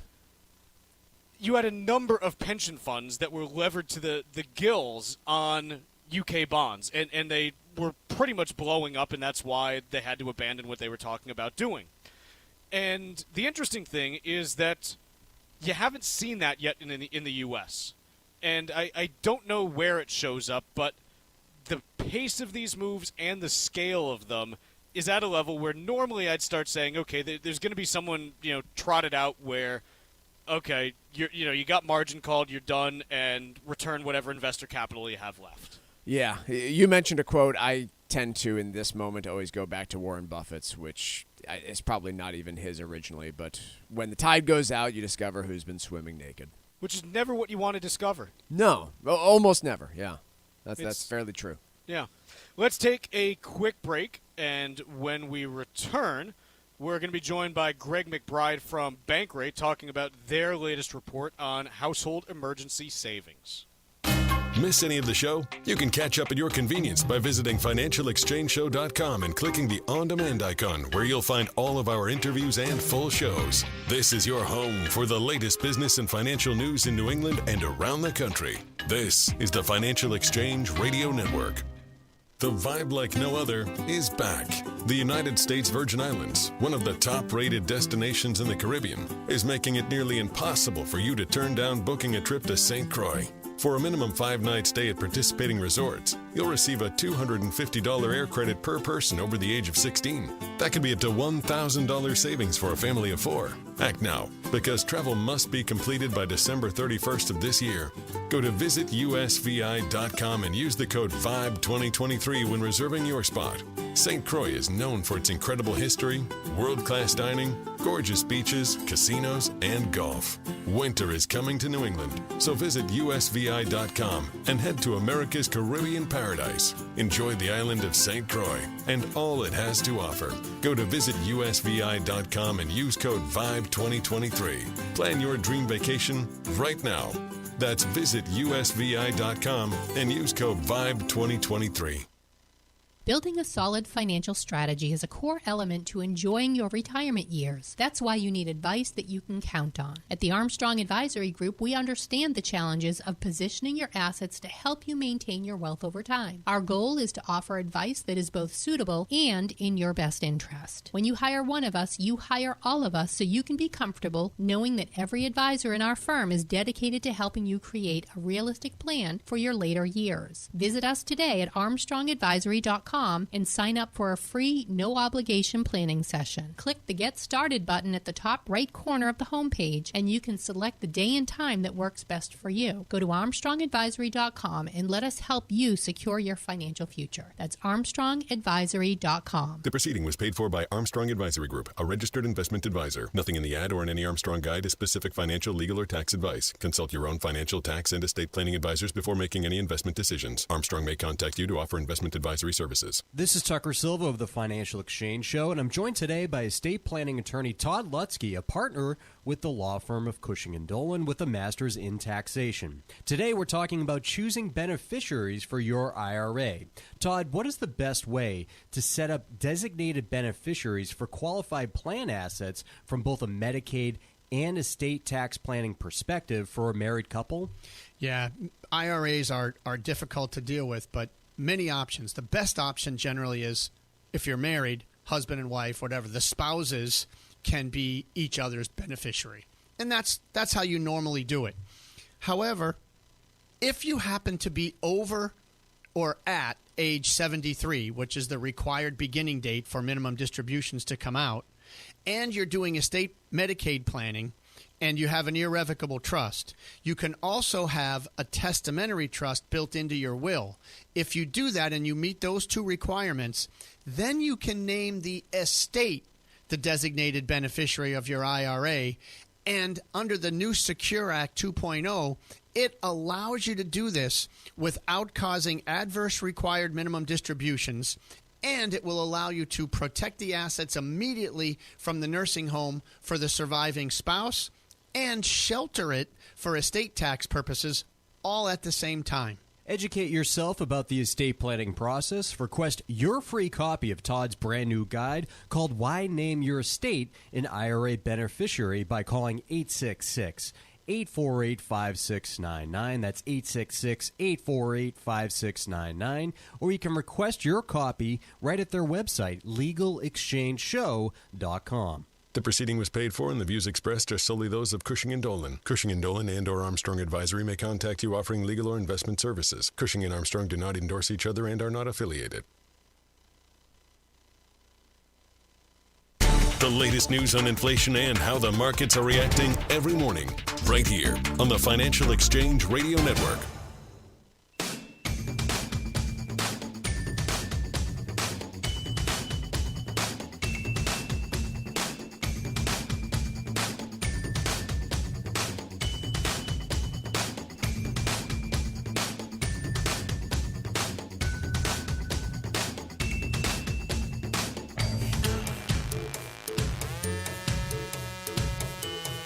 Joining us now is Greg McBride from Bankrate, talking to us about a new report they have out on emergency savings.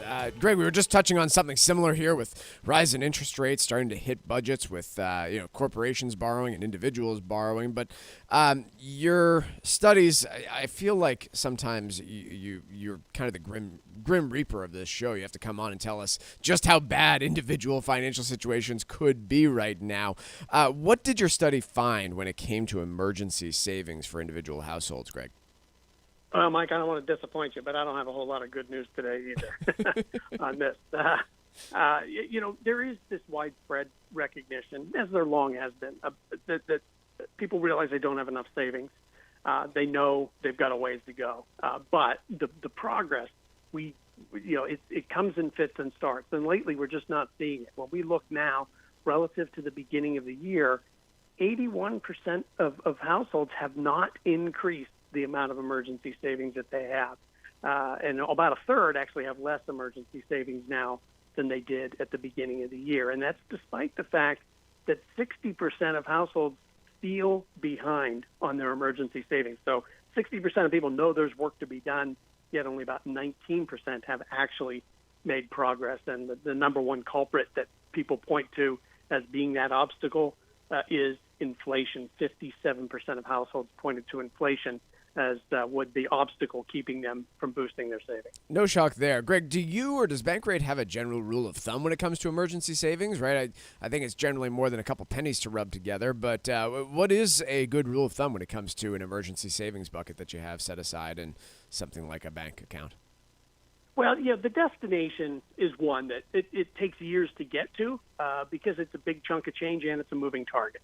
And often that scares people off. When you hear 6 months' worth of expenses, that's like somebody telling you, hey, go climb Mount Everest in your spare time. But I think what the most important item for the majority of households is not so much whether you're at that destination or close to it. It's, are you even on the journey in the first place? And for most people, that just means, are you saving money on a consistent basis? Is that balance growing over time? Do your deposits exceed your withdrawals? Those are, I think, the critical inputs for people that either don't have savings or are just chronically undersaved for emergencies. And that really just is why it's so important. Set up that direct deposit from your paycheck into a dedicated savings account. Have an automated transfer from your checking to your savings account on a regular basis. This idea that you're saving consistently every payday, every month, whatever, and just slowly chipping away, building up that balance in the background.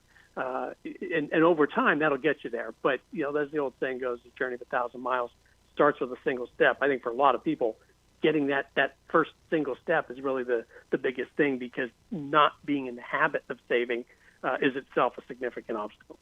Greg, how do you go about attacking this? Assuming you're in the situation where you're having a tough time building a savings, but also have some high interest debt sitting out there, right? Maybe your backup emergency fund was your credit card or your home equity line of credit, and now those balances are going up because of higher interest rates. How do you prioritize in a situation like this? Yeah, no doubt. A lot of people, increasingly, we see people are in that situation right now. And so, whether it's paying down debt or boosting emergency savings, what often kind of boils down to, at its most simplest level, well, it's some combination of cutting expenses or increasing income. Well, it's not really feasible right now for a lot of people to cut expenses. They've already cut what they can. They've wrung as much out of their budget over the last 2.5 years as they can, because costs have been going up and they've been economizing in every way possible. But the strong labor market still means that there are opportunities out there that you can boost the income side of that equation. Maybe it's ramping up that side hustle, taking on some freelance or contract work for a period of time.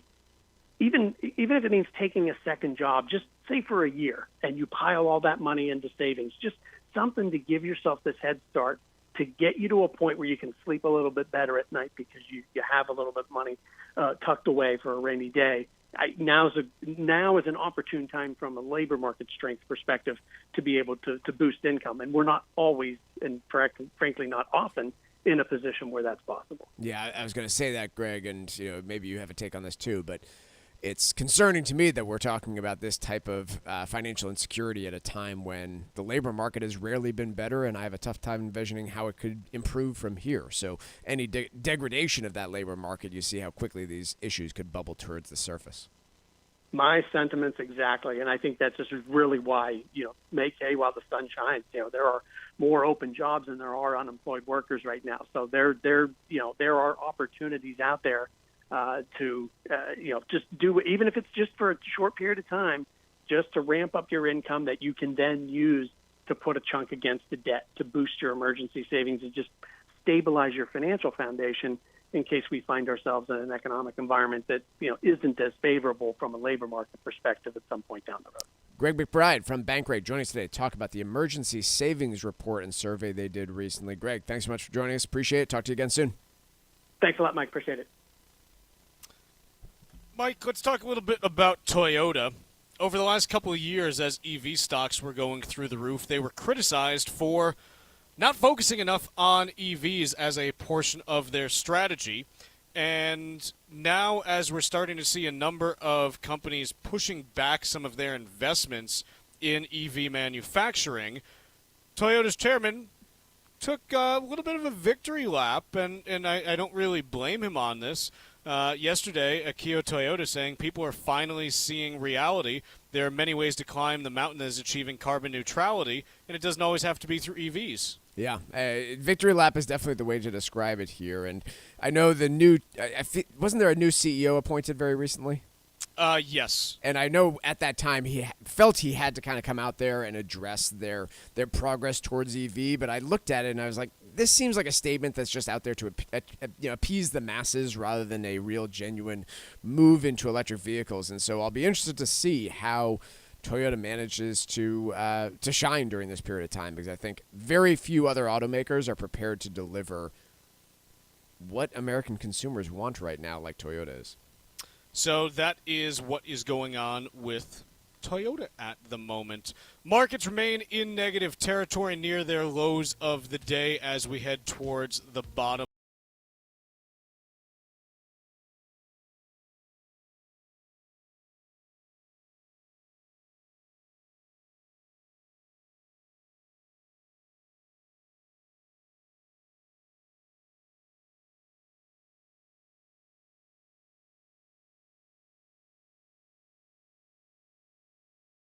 Exchange Radio Network.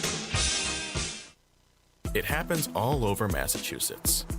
Can you tie my shoes? In every home and every community. Be careful on your bike. Learning can happen anytime, anywhere. We'll see you at practice this weekend. And no matter how learning takes place in your family's life, DESE is there as your partner. The Massachusetts Department of Elementary and Secondary Education. Never stop learning. Find out more at mass.gov/back-to-school. Sponsored by the Massachusetts Department for Elementary and Secondary Education. Environmental nonprofit Ocean River Institute is working with communities to tackle climate change with nature-based solutions that feature slowing water down and building more soil with grasses and plants. Research indicates that people acting in their own neighborhoods can build an inch of soil in a year and slow sea level rise down by as much as 25%. Please visit oceanriver.org for more information on opportunities to make a difference and go the distance for savvy stewardship of a greener and bluer planet Earth. Spouses generally serve as the beneficiary to your IRA or life insurance policy, but naming your estate the beneficiary has quite a few benefits. Your goal is to protect your assets from probate and the nursing home, and by naming your estate as a beneficiary, you can avoid the probate process, lessen the chance of creating any income tax issues on your RMDs, and enjoy enhanced estate tax reduction. Call Cushing & Dolan right now at 866-848-5699 and ask for their brand new guide called Why Name Your Estate an IRA Beneficiary. Learn about these benefits and others and provide peace of mind for you and your family during your retirement years. Call 866-848-5699. Or you can request the guide online by visiting our website at LegalExchangeShow.com. That's LegalExchangeShow.com. The proceeding was paid for and the views expressed are solely those of Cushing & Dolan. Cushing & Dolan and or Armstrong Advisory may contact you offering legal or investment services. Cushing & Dolan and Armstrong Advisory do not endorse each other and are not affiliated. The vibe like no other is back. The United States Virgin Islands, one of the top-rated destinations in the Caribbean, is making it nearly impossible for you to turn down booking a trip to St. Croix. For a minimum 5-night stay at participating resorts, you'll receive a $250 air credit per person over the age of 16. That could be up to $1,000 savings for a family of 4. Act now, because travel must be completed by December 31st of this year. Go to visitusvi.com and use the code VIBE2023 when reserving your spot. St. Croix is known for its incredible history, world-class dining, gorgeous beaches, casinos, and golf. Winter is coming to New England, so visit usvi.com and head to America's Caribbean paradise. Enjoy the island of St. Croix and all it has to offer. Go to visitusvi.com and use code VIBE2023. Plan your dream vacation right now.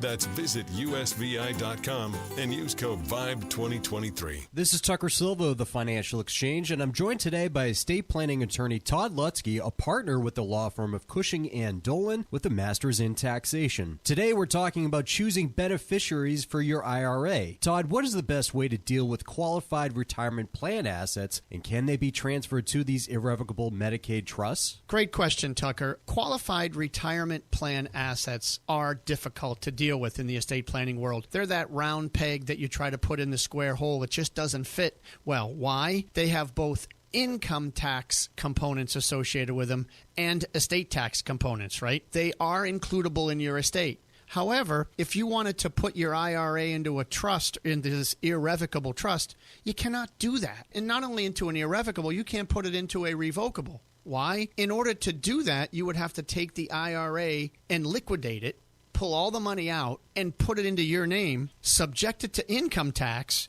and then put possibly 40% less into the irrevocable trust. So that's why it's difficult to protect IRAs in advance from the nursing home. However, you could name the designated beneficiary of the IRA, the irrevocable trust, as part of your overall estate planning process. So that can be helpful. But it is a tough part of the estate planning world. Educate yourself about the estate planning process. Request your free copy of Todd's brand new guide called Why Name Your Estate an IRA Beneficiary right now by calling 866-848-5699 or request a copy at LegalExchangeShow.com. Once again, 866-848-5699, or you can request the guide from their website, legalexchangeshow.com. The proceeding was paid for, and the views expressed are solely those of Cushing & Dolan. Cushing & Dolan and/or Armstrong Advisory may contact you offering legal or investment services. Cushing and Armstrong do not endorse each other and are not affiliated.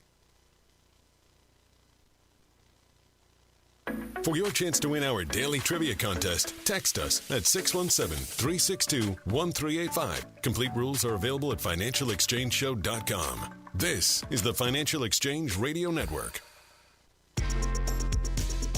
Still a little bit of trivia here on the Financial Exchange, and it's brought to you by Applebee's. Choose from a variety of half-price late-night appetizers after 9 p.m., including half-price boneless buffalo wings, half-price spinach and artichoke dip, and half-price warm pretzels dipped in beer cheese. Gather with friends any day of the week at Applebee's and say hello to half-price appetizers served late night, because half off is just more fun. Now that's eating good in the neighborhood, void where prohibited. Dine in only. Well, today is Pat Sajak's 77th birthday, and we all know that Sajak has been hosting the game show Wheel of Fortune since 1981, but he recently announced that this season of the show will in fact be his last. Trivia question today is pretty easy. Who is set to replace Pat Sajak as the host of Wheel of Fortune beginning in 2024? Once again, who is set to replace Pat Sajak as the host of Wheel of Fortune starting in 2024? Be the fifth person today to text us at 617-362-1385 with the correct answer. And you win a Financial Exchange Show t-shirt and be registered to win a $100 gift card to Applebee's. Be sure to include the keyword Applebee's in your text message, and we'll give away that Applebee's gift card tomorrow. 617-362-1385, and the fifth correct response will be our winner. See complete contest rules at financialexchangeshow.com. Mike, in recent weeks, both ExxonMobil and Chevron have committed to buying companies at prices of north of $50 billion. It's not a small chunk of change. No.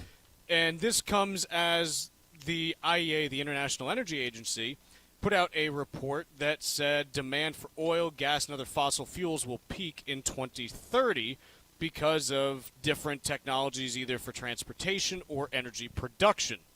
And so it raises the question of who's wrong, because someone has to be on this. Either the IEA is going to dramatically overestimate how much additional production comes from non-fossil fuel sources, or ExxonMobil and Chevron are going to dramatically overestimate how little production comes from those sources, and they've overpaid.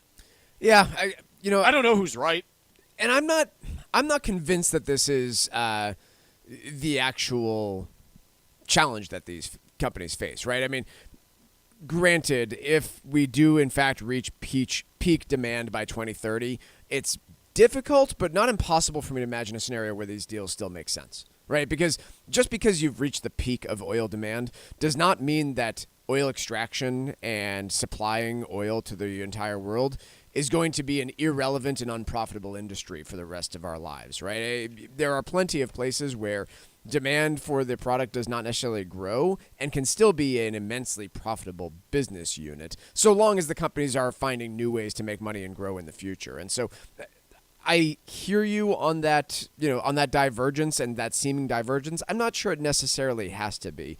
I do probably fall more on the side of I don't think that peak oil demand is going to be reached by 2030. We've just heard it for years and have not seen enough of a slowdown in my mind to indicate that it's going that way. But, I suppose I could buy it. Well, let me put it this way. Chevron is buying Hess for $50 billion. Yes. 53, right? Yep. Hess's revenue last year, trailing 12 months, $10.76 billion.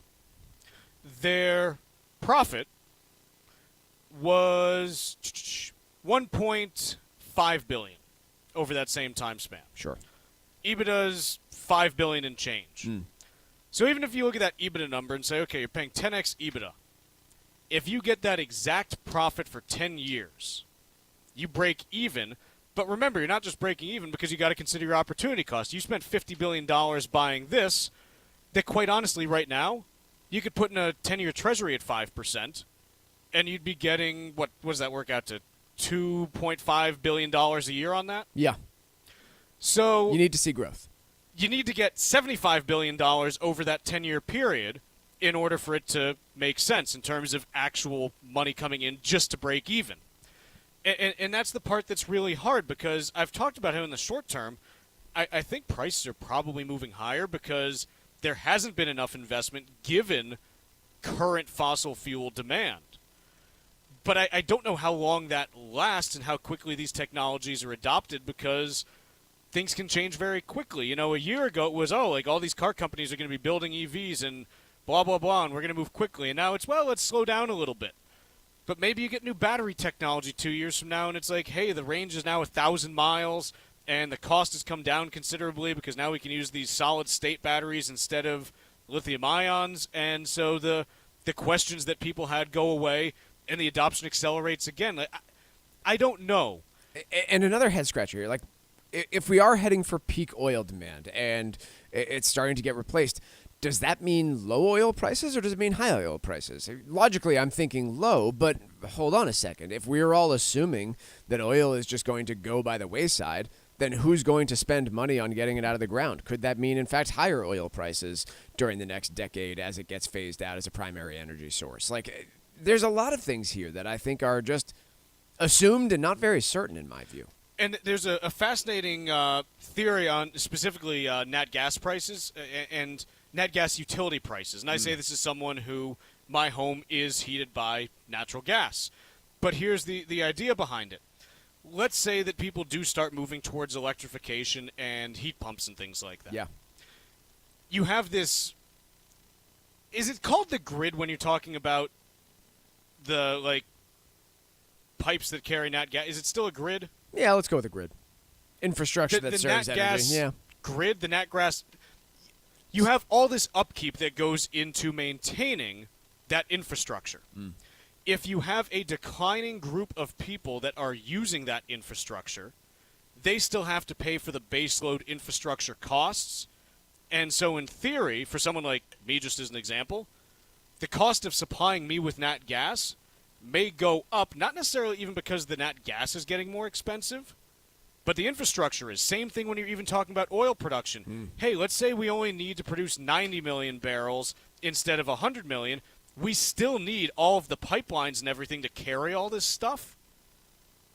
That gets spread out over a smaller group, and so that pushes the final price up just because that overhead is not spread over as much product. Yeah. So Yeah, these things the to consider infrastructure as well. piece is an interesting one, yeah, because you're right. If all of your neighbors go to heat pumps and you're the only one in the block getting nat gas, then... Hey, I got to pay for all the pipes still. Yeah. Don't matter that they hadn't installed. Folks, I want to talk to you about the guide from the Armstrong Advisory Group for the month of October. There's only 5 days left until Halloween, at which point we're moving on to the month of November, and our guide for October is a timely one because the rules around required minimum distributions, which, if you're not familiar, need to be done before December 31st, have changed significantly over the last 5 years. If you have questions like, what is my beginning date? What is the penalty if I miss this? How am I treated if I inherit an IRA, or if I'm worried about leaving it to a spouse or a nephew or a son or daughter? This guide attacks all of that, and specifically all of the changes that have occurred over the last few years when it comes to required minimum distributions. If you're not fully educated on the subject, we'd love to help you out. You can request a copy of our brand new guide called Understanding Changes to RMD Rules by calling us at 800-393-4001. Again, this is Mike Armstrong from the Armstrong Advisory Group, and we've got a new guide out this month called Understanding Changes to RMD Rules. And if you'd like to request your copy, the phone number is 800-393-4001, or you can request your copy online by visiting armstrongadvisory.com. The proceeding was paid for by Armstrong Advisory Group, a registered investment advisor. Nothing in the ad or in any Armstrong guide is specific financial, legal, or tax advice. Consult your own financial, tax, and estate planning advisors before making any investment decisions. Armstrong may contact you to offer investment advisory services.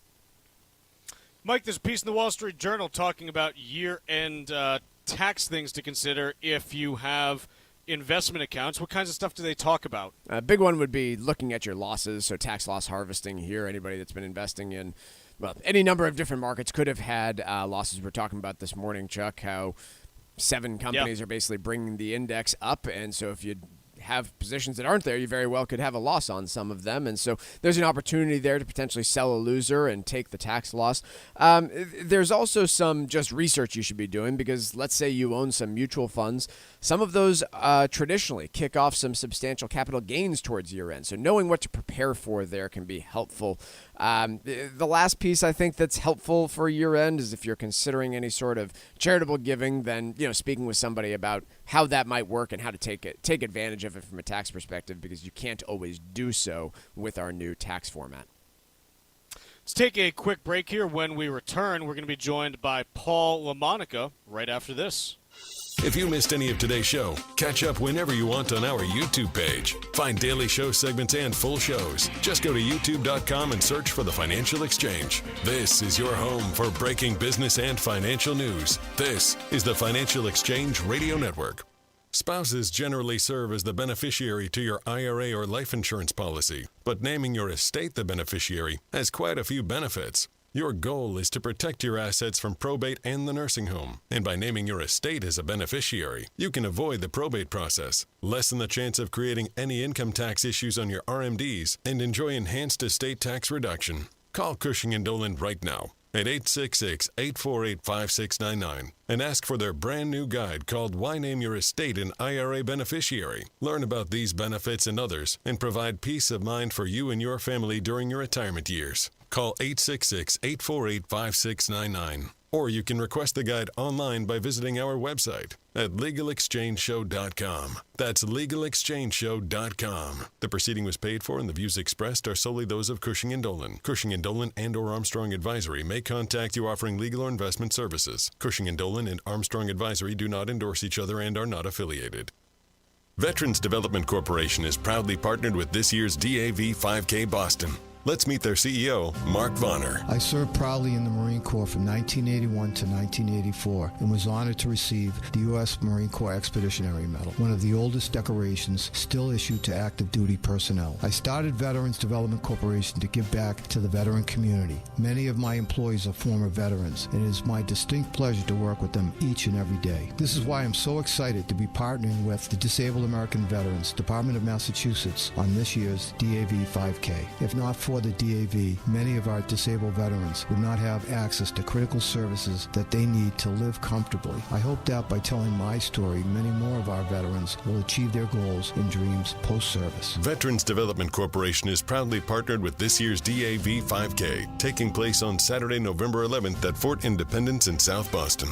To register for this year's race, visit dav5k.boston. Building a solid financial strategy is a core element to enjoying your retirement years. That's why you need advice that you can count on. At the Armstrong Advisory Group, we understand the challenges of positioning your assets to help you maintain your wealth over time. Our goal is to offer advice that is both suitable and in your best interest. When you hire one of us, you hire all of us so you can be comfortable knowing that every advisor in our firm is dedicated to helping you create a realistic plan for your later years. Visit us today at armstrongadvisory.com and sign up for a free, no-obligation planning session. Click the Get Started button at the top right corner of the homepage, and you can select the day and time that works best for you. Go to armstrongadvisory.com and let us help you secure your financial future. That's armstrongadvisory.com. The proceeding was paid for by Armstrong Advisory Group, a registered investment advisor. Nothing in the ad or in any Armstrong guide is specific financial, legal, or tax advice. Consult your own financial, tax, and estate planning advisors before making any investment decisions. Armstrong may contact you to offer investment advisory services. The vibe like no other is back. The United States Virgin Islands, one of the top-rated destinations in the Caribbean, is making it nearly impossible for you to turn down booking a trip to St. Croix. For a minimum 5-night stay at participating resorts, you'll receive a $250 air credit per person over the age of 16. That could be up to $1,000 savings for a family of 4. Act now, because travel must be completed by December 31st of this year. Go to visitusvi.com and use the code VIBE2023 when reserving your spot.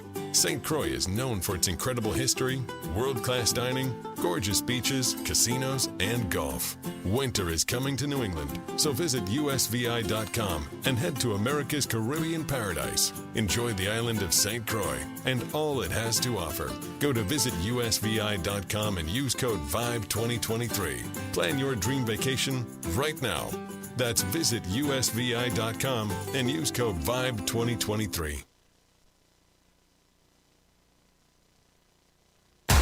Wall Street's volatility continues as the threat of a recession lingers. Breaking business news all morning long, only here on the Financial Exchange Radio Network. This segment of the Financial Exchange is brought to you in part by the U.S. Virgin Islands Department of Tourism. Fall is here, and now's the perfect time to get a head start on your next vacation. The U.S. Virgin Islands are the top Caribbean destination so far this year, according to Travel Pulse. Explore St. Croix, St. Thomas, or St. John and enjoy incredible beaches, world-class dining, and fall naturally in rhythm with the heartbeat of the islands. There's no passport required or money to exchange. Go to visitusvi.com and book your trip today. That's visitusvi.com. As promised, we're joined now by Paul LaMonica, and we're talking about the company formerly known as Google, now known as Alphabet. Paul, how are you? I'm good, thanks. How you doing? Doing well. Better than Google shareholders over the last couple days, down almost 10% yesterday and almost another 2% today. And this was on the back of an earnings report that didn't look awful, I guess is the best way I would describe it. I mean, it wasn't blowing expectations out of the water, but it was still better than consensus expectations. Is this a story of this just being priced in? Is it they're not doing enough on AI, which may or may not actually be profitable for anyone? What's the deal? Yeah, I don't think the numbers were awful at all. I think that what investors are maybe a little nervous about is that the cloud segment, Google Cloud, the revenue growth was a bit below bullish forecasts from Wall Street. And even though they maybe missed the high end of expectations, revenue in the cloud unit still grew 22% from a year ago. So for a company of this size to post, more than 20% gain on the top line, I don't think that's necessarily bad news that makes it seem as if Alphabet is losing the cloud wars. Microsoft, which also reported Tuesday night, their revenue from cloud was a little bit higher. So maybe investors are nervous about that. But I think there's plenty of money to go around for Google, Microsoft, Amazon, AWS, and many other companies that are emerging leaders in cloud computing. Paul, how much of this is also just what we've seen for the valuations of a lot of these companies in terms of how their PEs have moved over the course of the year? Most of these, I won't say they started off cheaply because they didn't really, but just as an example, when we look at Google, at the start of the year, they were trading somewhere in the ballpark around 18 times earnings, then they got up to around 28. Were they just flying too high? I mean, I know Microsoft is still valued steeply, but we've seen the same story with NVIDIA and Amazon and Apple and Tesla, and that whole Magnificent Seven. Yeah, the earnings have been good, but it's been a multiple expansion story more than anything else. And are those chickens just coming home to roost with higher rates now? Yeah, that's a great point. I think that the continued threat of inflation, and even though the Fed's likely to pause next week, jury's out on whether or not there could be a rate hike in December, what happens in 2024. So that obviously is going to hurt high growth momentum stocks and make earnings multiples come down. And we have had that, to your point, with Alphabet already. The stock's now, I believe, around 20 times 2024 earnings estimates, which seems reasonable given the growth. And then don't forget also that Alphabet has, I believe, about $120 billion in cash and marketable securities on its balance sheet. So this is a company that can clearly still afford to invest heavily in its cloud unit, which is profitable as well. It's not like a case where you've got Meta, which is getting hit today on concerns about growth, that is throwing all this money at its Reality Labs metaverse business that is still bleeding red ink. The cloud business is highly profitable for Alphabet, for Amazon, for Microsoft. So, yes, it's a concern that revenue growth was a little bit lower than expected, but I think that maybe the stock price drop yesterday that's continuing today might have been a little overdone. And, this could be a good time to step back into Alphabet stock. Very good. Paul, thanks so much for joining us today. We appreciate the time, and we will catch up with you soon. Thank you.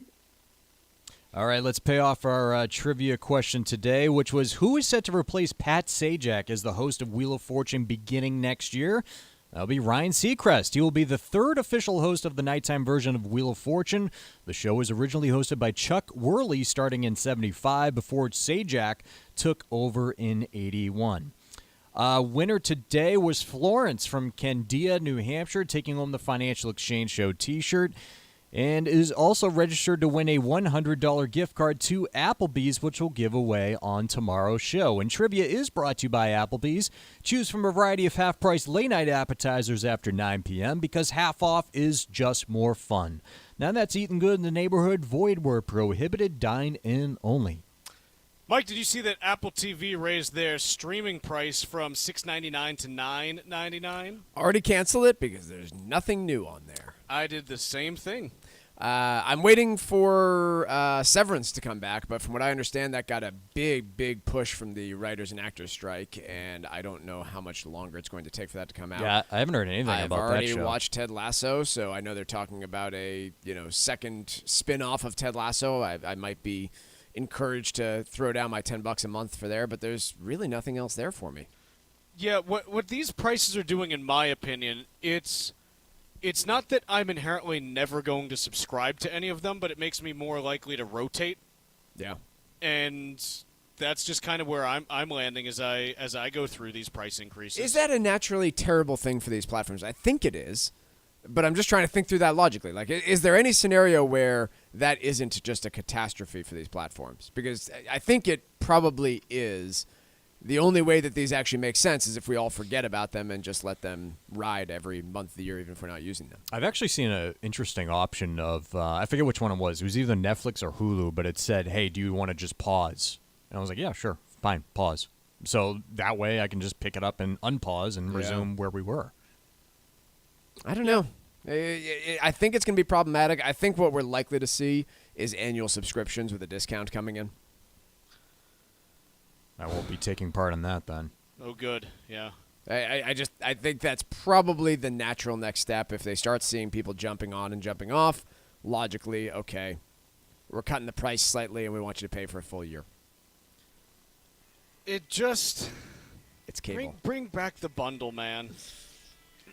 I'm gonna start a company called Nomcast and nom and just bundle up all the streamers, and we'll go from there. Markets remain in negative territory. We're done for the day. Back at it tomorrow to finish up the week. We'll see you then.